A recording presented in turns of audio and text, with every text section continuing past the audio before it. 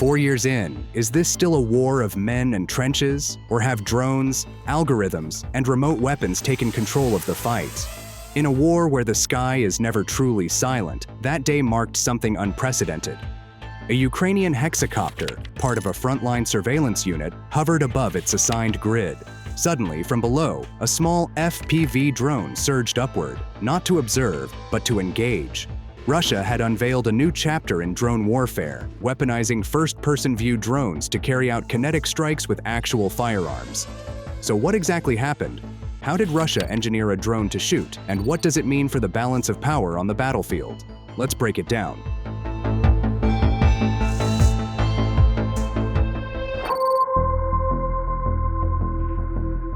On July 24th, the Russian military introduced a prototype drone firing a real firearm midair using a modified, shortened AK-74 rifle. The drone locked onto a Ukrainian Yaga hexacopter, a powerful multi-rotor drone long feared by Russian troops. One controlled burst later, the Ukrainian drone was history. Then, just 48 hours after this display, footage from the Russian front showed drones launching grenades directly into Ukrainian trenches, taking out hiding soldiers with deadly precision. These weren't lab experiments or training range footage. These were battlefield deployments, filmed and released as proof of Russia's leap in drone weaponization. With these moves, the Russian military isn't just changing tactics, they're setting the tone for future drone warfare. Since the early phases of the war, drones have transformed from surveillance tools into frontline warriors. Ukraine made early gains with its use of Turkish Bayraktars and DIY kamikaze drones, often catching Russian positions off guard. But Russia has learned and adapted. Fast forward to the summer of 2025, and the battlefield tells a different story. Russia has embraced the first-person view drone as both scout and executioner. But can they keep pace with Russia's ever-expanding drone arsenal? Behind these developments is a strategic calculation: reduce Russian casualties while inflicting maximum disruption on Ukrainian forces. As the conflict grinds through its third year, manpower shortages have become a critical issue for both sides. By mid-2025, estimates suggested nearly 1 million total casualties across the conflict. For Moscow, drones offer a workaround, a cheap, efficient way to project lethal force without risking soldiers. But numbers tell the broader story. In June 2025 alone, Russian forces launched over 5,300 drones, a 25% increase from previous months. With a production capacity exceeding 5,000 units per month, many manufactured in hubs like Tatarstan, Russia now have the industrial base to flood the skies on command. And they have. Some nights have seen over 400 drones launched in coordinated waves, a torrent that challenges even the most modern air defenses.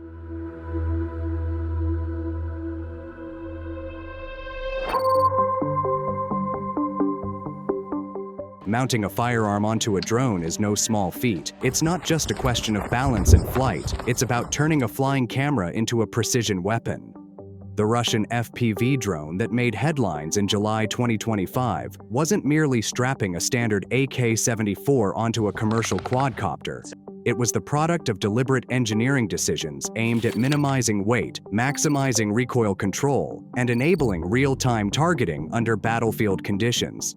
The weapon used was a heavily modified version of the AKS-74U, a compact variant of the AK-74 series, chambered in 5.45 by 39 mm. Originally designed for paratroopers and vehicle crews, the AKS-74U's shorter barrel and folding stock made it ideal for drone integration.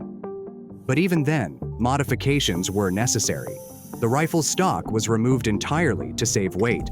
The gas system was adjusted to accommodate semi-automatic firing, and in some cases, trigger actuation was converted into an electric solenoid system that could be triggered remotely via drone controls.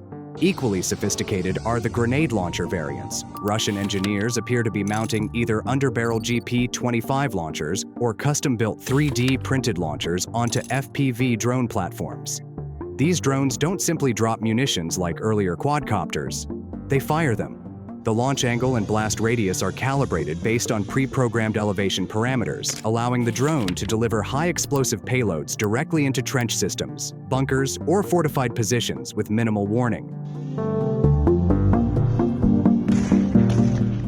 To support these new weaponized platforms, Russia is reportedly developing custom drone chassis with reinforced arms, brushless motors rated for heavier payloads, and enhanced power systems to maintain stability even when carrying firearms or munitions. In short, what Russia has developed is not just a novelty. It's a fully integrated airborne light infantry platform. It flies low, moves fast, hits hard, and costs less than a standard anti-tank missile. In a war of attrition, that is a game changer.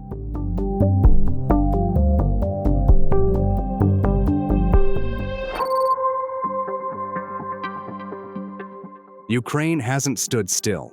Recognizing the growing threat, Kyiv has ramped up its use of electronic warfare. Systems designed to jam drone signals or hijack controls are now deployed across the front. Ukraine's anti-drone teams, often equipped with rifles, jammers, and even net guns, have become a familiar sight in fortified positions. In parallel, Western-supplied air defense systems, from Iris-T batteries to Patriot missile launchers, form a multi-layered shield against Russian aerial attacks. But these systems, designed for cruise missiles and aircraft, often struggle to respond to swarms of cheap FPV drones flying just meters above the ground. Ukrainian innovation has been rapid and local as well. Volunteer engineers and field units constantly experiment with new drone defenses. From thermal masking to decoy emitters, to homegrown interceptors designed to collide with enemy UAVs midair.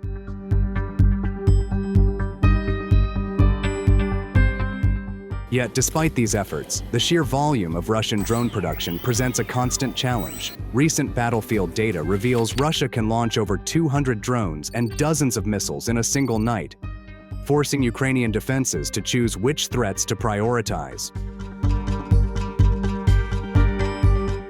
In the end, the battlefield is changing, and for those fighting on the ground, the next threat may not walk on two legs. It may fly, watch, and shoot.